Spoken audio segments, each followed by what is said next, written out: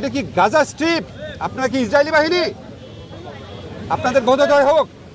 আমরা আপনাদের ভালোবাসতে টাকায় আপনার অস্ত্র কেনা হয়, আমাদের টাকায় আপনার ট্রেনিং হয়, আমাদের টাকায় আপনাদের সমস্ত সুযোগ সুবিধা। আর আমাদের তরুণদের, আমাদের ছাত্রদেরকে এইভাবে গুলি করে। সময় যেভাবে সাজোয়াজান হেলিকপ্টার, সীমান্তরক্ষী বাহিনী, সেনাবাহিনী ব্যবহার করা হয়েছে, আমি তাদের উদ্দেশ্যে বলি, আপনাদের লজ্জা লাগে না? যখন সীমান্তে বাংলাদেশের মানুষকে হত্যা করে তখন কিচ্ছু করতে পারেন না, লাশ হস্তান্তরের জন্য হাতে পায়ে ধরেন। আপনাদের লজ্জা করে না?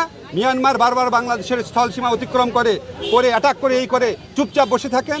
সব বীরত্ব, সব সাহসিকতা, সব অস্ত্র বাংলাদেশের তরুণদের উপর। আপনাদের লজ্জা হওয়া উচিত। এই সমস্ত বাহিনীর যারা প্রধান আছেন, আপনাদের লজ্জা হওয়া উচিত।